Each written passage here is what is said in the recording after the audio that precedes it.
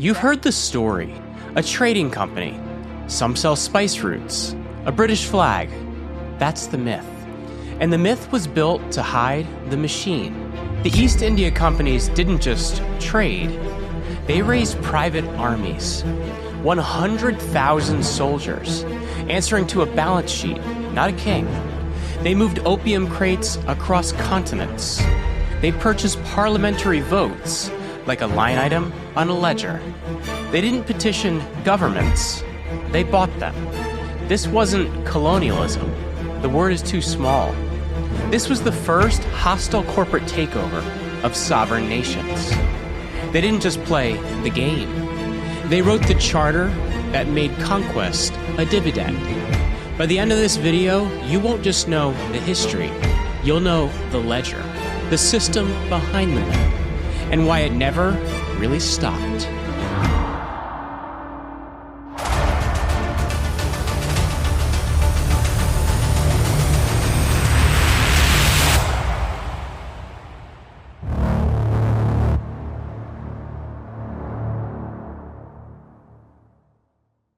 Welcome back to Hidden Forces in History. I'm your host, Jeremy Ryan Slate, CEO of Command Your Brand. We help our clients to appear on some of the biggest podcasts in the world. Check us out via the link in the description. And now, our story. Before 1600, trade was a gamble. A merchant in Amsterdam or London who wanted to reach Asia had one option. He found investors. He funded a ship. He waited. If the ship came back, and many didn't, he split the profits. Then the company dissolved. That was it. One voyage, one risk, one shot. The men who built the East India Companies looked at that system and saw the problem immediately. It wasn't the ships. It wasn't the routes. It wasn't the structure. A single voyage couldn't sustain permanent control. And without permanent control, you couldn't hold anything. So they didn't build a trading company. They built a machine designed to accumulate control and never release it. The British East India Company received its royal charter from Queen Elizabeth I on December 31st, 1600. 2 years later, the Dutch East India Country, known as the VOC, received theirs. So what exactly was a charter? Most people think of it as a permission slip, a license to trade. That's wrong. A charter was a transfer of sovereign power. The EIC, or English East India Company's charter, gave the company the right to make war, to negotiate treaties, to build fortifications, to administer justice. Not the crown, not parliament, the company. The VOC's charter went further. It handed the company the right to coin its own money, to govern entire territories, to sign binding international agreements in the name of the Dutch Republic. And to be clear, the EIC and the VOC are two very different companies, one English and one Dutch. So let's think about what that means. A private company owned by shareholders, answering to a board of directors, had been given the legal authority of a nation-state. This wasn't colonialism in the traditional sense. This was the privatization of empire, and it was deliberate. Governments through the 17th century had a problem. They wanted the wealth of Asia, the spices, the silk, the tea, the porcelain. But they didn't want to fund the infrastructure to get it. Permanent trade routes required permanent navies. Permanent navies cost money. Wars to protect those routes, well, they cost even more. The charter was the solution. Let private capital bear the cost. Let private capital take the risk. Give them the legal tools to protect themselves and collect the taxes and duties when the profits flow home. It was the first public-private partnership in the modern sense, and it worked exactly as designed. The VOC didn't just build a new kind of company. It invented a new kind of money. Before 1602, investment worked like this. You put money into a specific voyage. The voyage ended, one way or another. The company dissolved. Your money came back, or it didn't. The VOC changed the fundamental structure. They issued permanent shares that didn't expire when a voyage ended, shares you could sell to someone else. This created the Amsterdam Stock Exchange, the first in history. Suddenly, investment became liquid. A banker in Amsterdam could buy VOC shares in the morning and sell them in the afternoon. A widow could hold shares for 20 years and collect dividends without ever setting foot on a ship. And the VOC could use that constant flow of capital to build something no single merchant expedition ever could, a permanent empire. By 1610, the VOC had 17 ships. By 1650, over 150. At its peak, it controlled more than half of global trade. And it all started with a legal innovation, a piece of paper that turned a voyage into a corporation.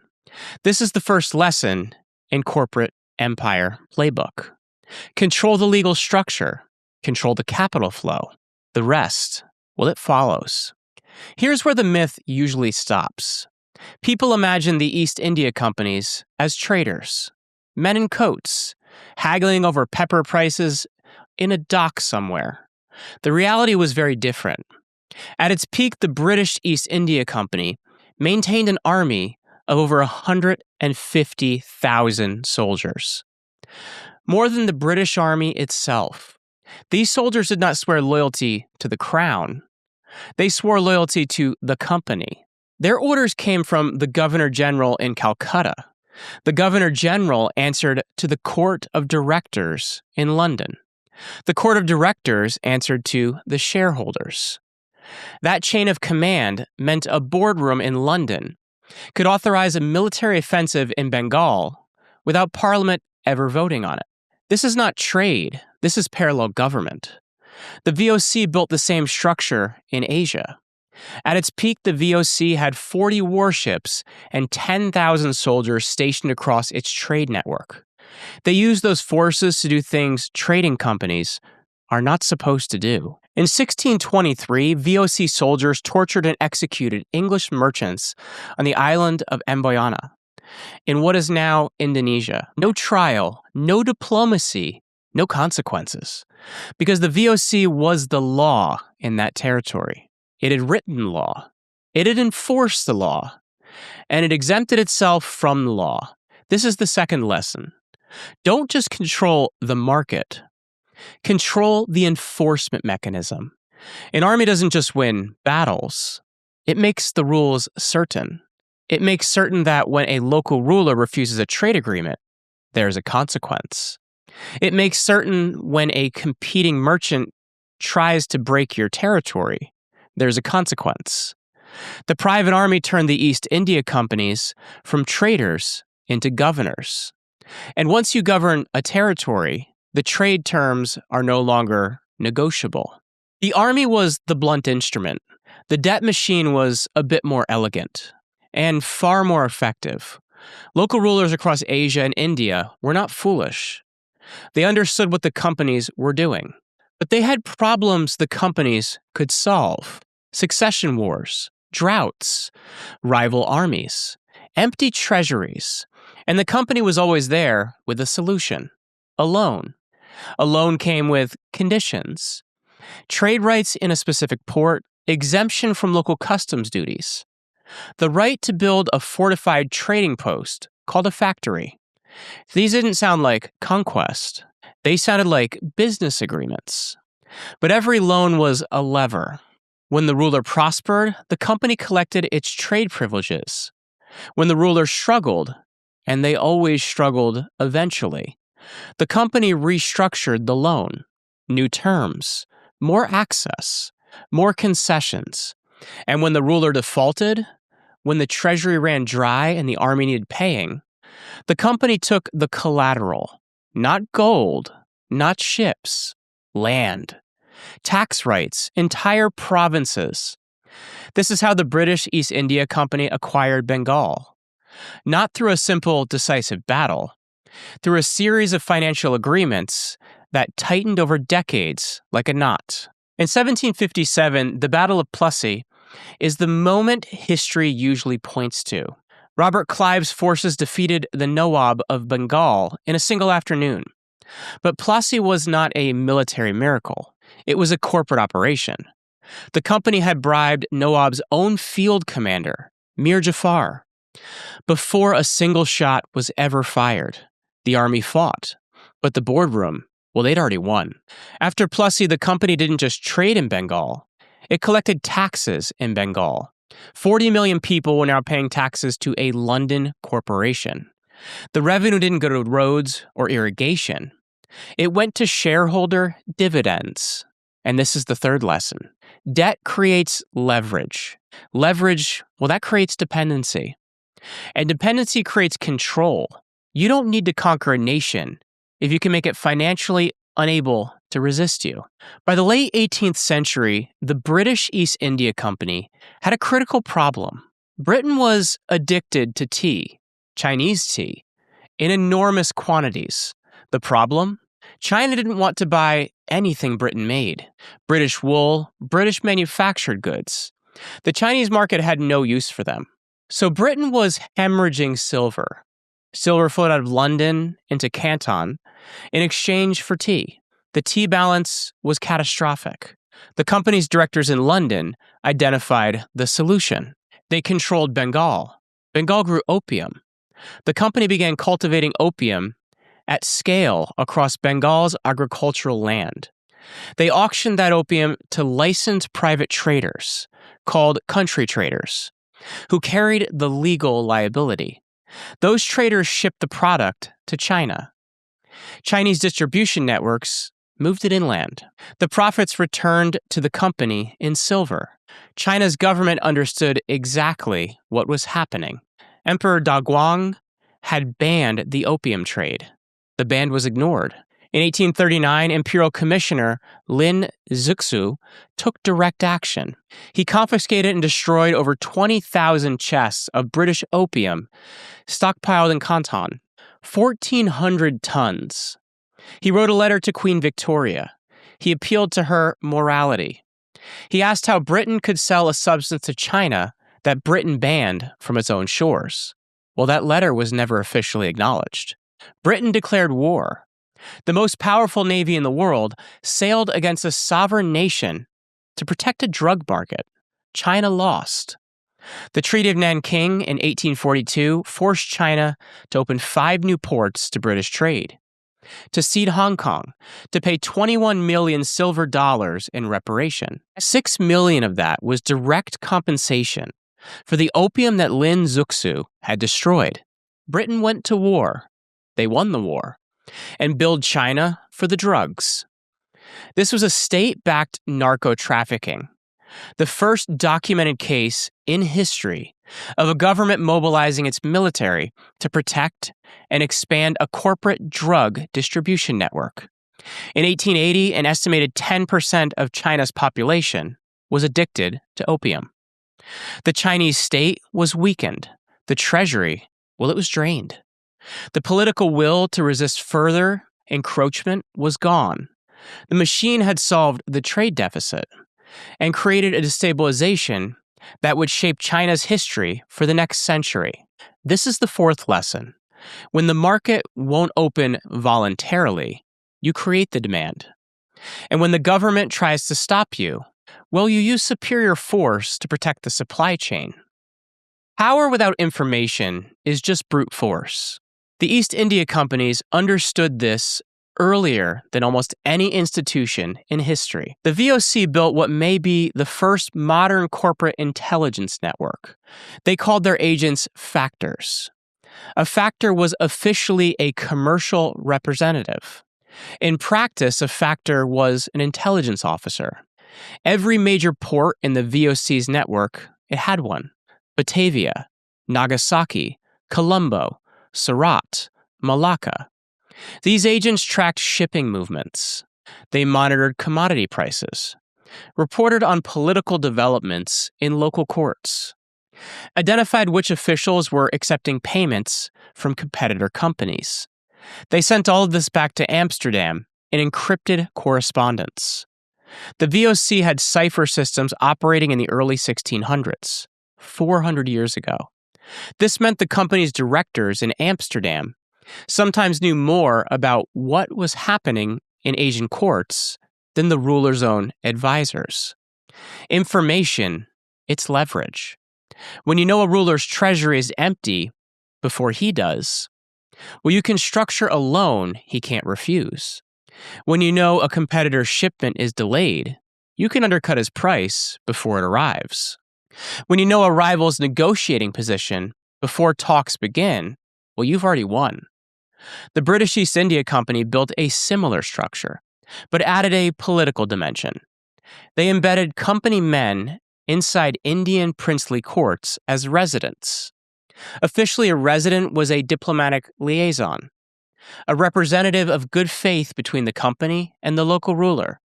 Unofficially, a resident was a control mechanism.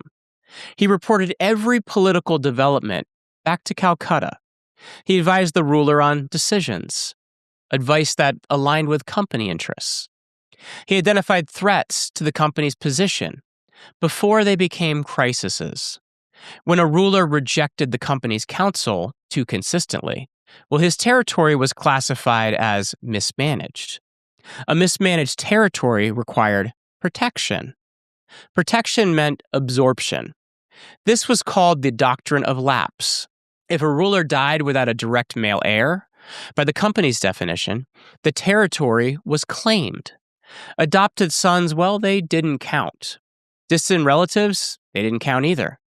What counted was the company decided what counted. Between 1848 and 1856 alone, the British East India Company absorbed Satara, Jhansi, Nagpur, and Uda under this doctrine.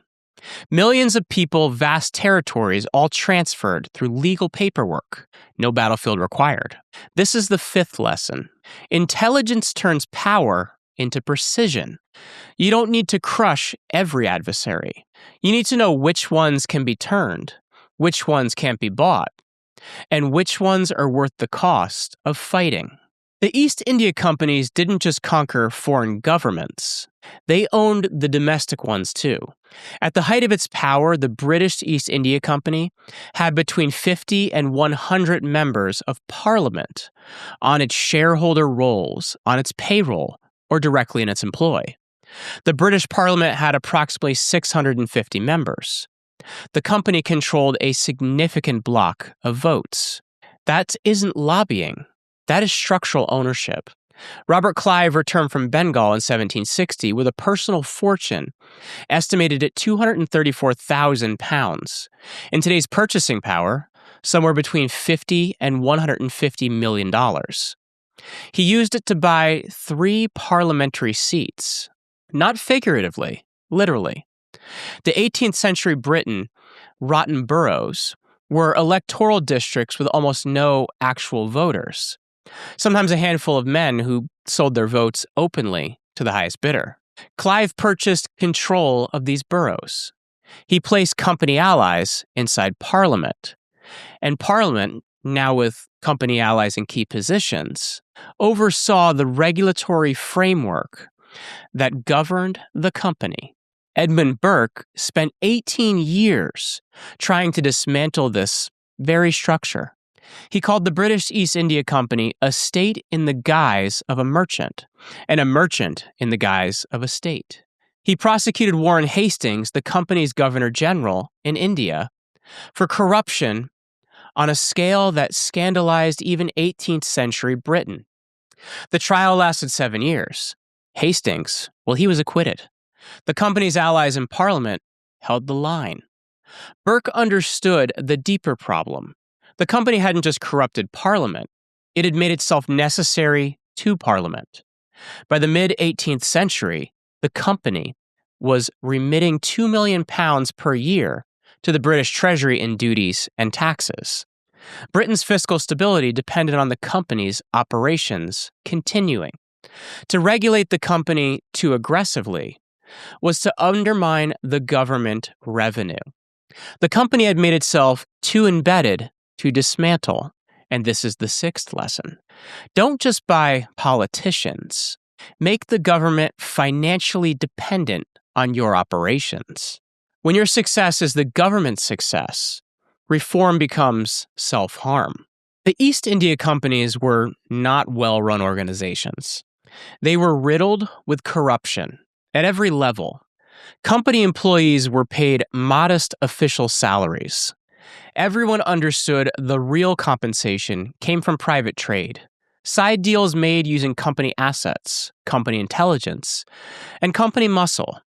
Robert Clive didn't just accept gifts from Indian rulers. He institutionalized the practice. There were formal thresholds. Presents below a certain value could be kept. Above that threshold, they were supposed to be returned. In practice, nobody returned anything. The corruption wasn't an accident. It was a feature of the system. Underpaid employees turned to private trade to survive. Private trade required company resources. Company resources were therefore used for private benefit. Private benefit drained the company's accounts. The VOC collapsed under exactly this weight. By the 1780s, the VOC was technically insolvent. It had the most expansive trade network on Earth, fortresses on 3 continents, warships in every major ocean. But it owed more money than it actually made. Employees had been stripping it for a century. The Dutch government nationalized the VOC in 1799. The shareholders lost everything. The empire that invented the public stock market and created the world's first stock exchange ended in bankruptcy and government takeover. The British East India Company lasted longer, but it ended the same way. And the event that triggered the end was the one the company had calculated as impossible. In 1857, the East India Company's own army turned on it. The Indian Rebellion, called the Sepoy Mutiny by the British, began with a cartridge. Company soldiers, called sepoys, were issued new Enfield rifle cartridges. The cartridges had to be bitten open before loading. The rumor spread that the cartridges were greased with pig fat and cow tallow. Pork, it's forbidden to Muslim soldiers, and beef is sacred to Hindu soldiers. The cartridge managed to insult both communities simultaneously. Whether intentional or not, the company had weaponized its own supply chain against itself. The rebellion spread across northern India. Delhi fell to rebel forces. Major garrison towns were besieged. The company struggled to contain it. The British regular forces eventually crushed the rebellion. But the British government had seen enough. In 1858, Parliament passed the Government of India Act. The East India Company's territories were transferred to the British Crown. Its army became the British Indian Army. Its administrators became Crown civil servants, and the company itself was formally dissolved in 1874, 174 years after receiving its original charter. The oldest and most powerful corporation in recorded history was gone, but the playbook it had written was not. Within decades of the East India Company's dissolution, new corporate empires emerged using the same architecture: Standard Oil, United Fruit, De Beers, different industries, different territories, same mechanics. Charter replaced by government contract and regulatory capture. Private army replaced by private security contractors. Parliamentary vote buying replaced by structured lobbying and campaign finance. Debt traps replaced by loan agreements with conditions attached. Intelligence networks replaced by private intelligence firms. United Fruit Company in the 20th century didn't just grow bananas in Central America. It controlled the railroads, the telegraph lines, the port infrastructure, and the governments. In 1954, when Guatemala's elected president, Jacobo Arbenz, proposed land reform that would have affected United Fruit's holdings, the CIA organized his removal. Operation PIB's success, an elected government was overthrown. A military dictatorship was installed. United Fruit's land concessions were protected. The Doctrine of Lapse, which was updated for the Cold War era, a government classified as mismanaged, a government that required intervention, a government that was absorbed. The International Monetary Fund today issues loans to sovereign nations in financial distress. The loans come with conditions: open your markets, prioritize your state assets, reduce government spending. These are called structural adjustment programs. The language is technical. The mechanism, well, it's not. It is the same leverage the British East India Company applied to Bengal. A nation accepts the loan. The conditions weaken the state capacity. Foreign corporations gain access to newly privatized assets. The creditor gains structural control over the borrower. Private military contractors, operating in conflict zones where national armies cannot legally deploy, answer to corporate clients, not to governments, and not to international law. The private army is operating again. New uniform, same function. Private intelligence firms sell geopolitical analysis to corporate clients. They monitor political risk in developing markets. They identify regulatory threats. They advise on managing relationships with governments. The VOC's factors in 17th century Asian ports, they did exactly this. The tools are different. The architecture, well, it's identical. So here's the through line. The East India Companies were not an anomaly of the 16 and 1700s. They were a template. The template has 7 elements: legal immunity backed by state power, access to military force answering to a balance sheet, debt as a mechanism of territorial control, market monopoly enforced by law or by force, political capture through financial dependency, intelligence networks for precision leverage, and the structural embedding of corporate success into government revenue. Every major corporate empire since 1600 has operated on some version of this framework, not by coincidence. Because the framework works, the East India Companies proved it across 2 centuries and 4 continents. They took the most powerful states in Asia, the Mughal Empire, the Qing dynasty, and they hollowed them out from the inside. Not with superior civilization, not with superior technology alone, with superior financial architecture, a balance sheet weaponized, a charter made into a sword, a debt ledger used as a claim on sovereignty. The question before you now is not whether this system existed. The evidence is documented. The mechanisms are on the record. The question is what it looks like when it has no ships, no opium crates, no army of sepoys and red coats. When the same architecture runs through sovereign debt markets, through intelligence contracts, through international trade agreements written by corporate lawyers. Same playbook, different century. You've seen the ledger now, and that changes what you see when you look at the world today. This has been Hidden Forces in History. I'm Jeremy Ryan Slate. Please like this video, leave us a comment, and smash that subscribe button if you want more Hidden Forces in History.